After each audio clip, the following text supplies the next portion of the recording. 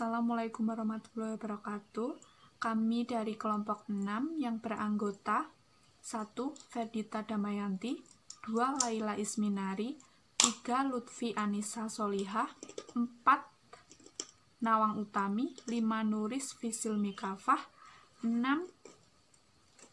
Nurmalita Sari Utami, 7. Rina Safitri, dan 8. Zaidah Nurul Husna. Kami akan mempresentasikan makalah kami yang berjudul Pancasila sebagai Dasar Pengembangan Ilmu. Pengertian ilmu pendidikan. Ilmu adalah pengetahuan tentang suatu bidang yang disusun secara sistematis melalui metode tertentu yang dapat digunakan untuk menerangkan gejala pada ilmu pengetahuan. Sedangkan pengertian pendidikan adalah usaha yang sengaja ditempuh atau diambil untuk mempengaruhi dan membantu anak agar dapat mencapai peningkatan keilmuan, akhlak, jasmani yang secara bertahap untuk dapat mengantarkan mereka pada tujuan utama.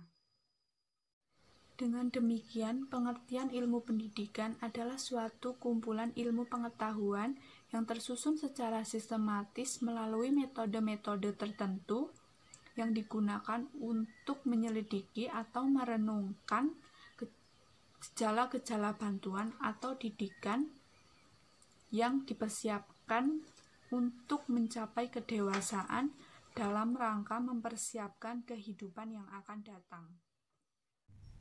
Untuk selanjutnya, pembahasan yang kedua ialah pengertian ilmu pendidikan menurut para ahli.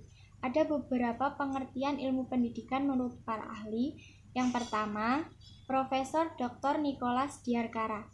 Ilmu pendidikan ialah pemikiran ilmiah tentang realitas yang kita sebut pendidikan, berupa mendidik dan didikan. Pemikiran ilmiah ini bersifat kritis, metodis, dan sistematis. Yang kedua, Profesor Martinus Jan Langeveld. Menurut beliau, ilmu pendidikan ialah suatu ilmu yang tidak hanya menelaah objeknya untuk mengetahui keadaan objek tersebut, melainkan mempelajari dan juga bertindak. Objek pendidikan di sini ialah proses-proses atau situasi pendidikan. Yang ketiga, Dr. Sutari Imam Bernadib. Ilmu pendidikan ialah ilmu yang membicarakan masalah-masalah umum pendidikan secara menyeluruh dan abstrak. Yang terakhir adalah Profesor Brojonegoro.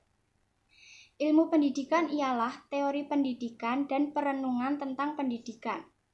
Dalam arti luas, ilmu yang mempelajari tentang soal-soal yang timbul dalam praktik pendidikan.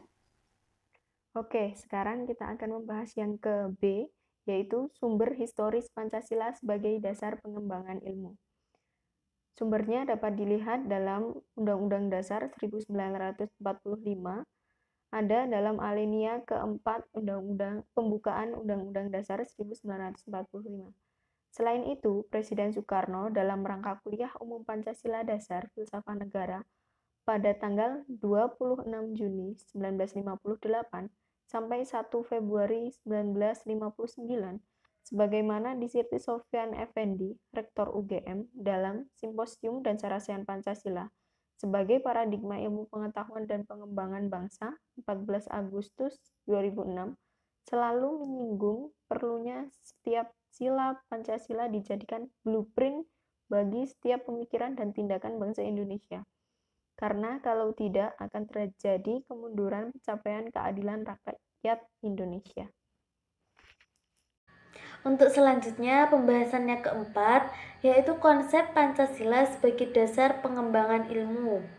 Ada 4 konsep yang ditimbulkan dari digunakannya Pancasila sebagai dasar negara, yaitu yang pertama, setiap ilmu pengetahuan dan teknologi atau iptek yang dikembangkan di Indonesia haruslah tidak bertentangan dengan nilai-nilai yang terkandung dalam Pancasila.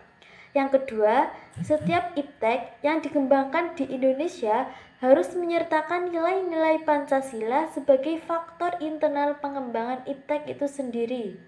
Yang ketiga, Nilai-nilai Pancasila berperan sebagai rambu normatif bagi pengembangan iptek di Indonesia. Artinya, mampu mengendalikan agar tidak keluar dari cara berpikir dan cara bertindak bangsa Indonesia. Yang keempat, setiap perkembangan iptek harus berakar dari budaya dan ideologi bangsa Indonesia atau yang dikenal dengan istilah indigensiasi ilmu atau mempribumikan ilmu. Setelah kita mengetahui 4 konsep yang sudah dijelaskan, sekarang kita akan membahas tentang konsekuensi dari 4 konsep tersebut. Yang pertama, iptek tidak bertentangan dengan nilai-nilai yang terkandung dalam Pancasila. Kemudian yang kedua, iptek yang digunakan di Indonesia harus menyertakan nilai-nilai Pancasila sebagai faktor internal. Kemudian yang ketiga, nilai-nilai Pancasila berperan sebagai rambu normatif bagi perkembangan iptek, mengasumsi aturan main yang sudah disepakati oleh para ilmuwan sebelum ilmu itu dikembangkan. Kemudian yang keempat, perkembangan bukan hanya sebagai dasar nilai pengembang ilmu, tetapi sudah menjadi paradigma ilmu yang berkembang di Indonesia. Oleh karena itu, perlu penjelasan yang lebih rinci dan pembicaraan di kalangan intelektual Indonesia. Pandangan tokoh tentang Pancasila sebagai dasar pengetahuan ilmu. Yang pertama, menurut Profesor Natanegoro, Pancasila merupakan pegangan dan pedoman dalam usaha ilmu pengetahuan untuk dipergunakan sebagai asas dan pendirian hidup. Sebagai suatu pangkal sudut pandangan, subjek ilmu pengetahuan, dan juga menjadi objek ilmu pengetahuan atau hal yang diselidiki. Yang kedua, menurut Daude Joeso, Pancasila adalah gagasan vital yang berasal dari kebudayaan Indonesia, yang artinya nilai-nilai yang benar diramu dari sistem nilai bangsa Indonesia itu sendiri.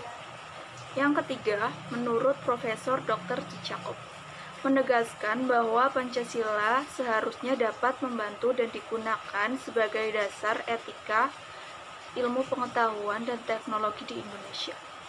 5 prinsip besar yang terkandung dalam Pancasila cukup luas dan mendasar untuk mencakup segala persoalan etik dalam ilmu pengetahuan dan teknologi.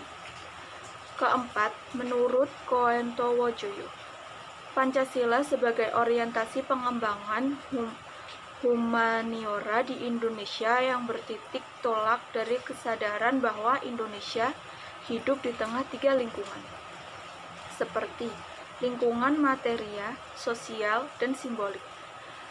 Yang kelima, menurut Profesor Dr. M. Sastra Prateja, menegaskan bahwa peran Pancasila merupakan landasan dari kebijakan pengembangan ilmu pengetahuan dan Pancasila sebagai landasan dari etika, ilmu pengetahuan, dan teknologi.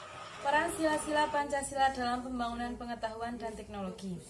Pancasila menunjukkan sistem etika dalam pembangunan iptek, yaitu A. Sila ketuhanan yang Maha Esa.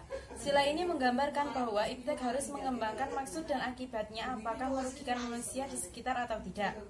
B. Sila kemanusiaan yang adil dan beradab. Sila ini menjelaskan bahwa manusia dalam mengembangkan iptek harus berakal dan beradab. Iptek harus diabadikan demi meningkatkan harkat dan martabat manusia, bukan menjadikan bersifat sombong dan serakah. C. Sila Persatuan Indonesia. Dalam sila ketiga ini memberikan kesadaran bagi bangsa Indonesia bahwa nasionalisme yang dimiliki bangsa Indonesia akibat dari adanya iptek menjadikan persatuan dan kesatuan bangsa dapat terjalin. D. Sila kerakyatan yang dipimpin oleh hikmat kebijaksanaan dalam permusyawaratan dan perwakilan. Dalam sila ini dijadikan landasan dalam pengembangan iptek secara demokrasi.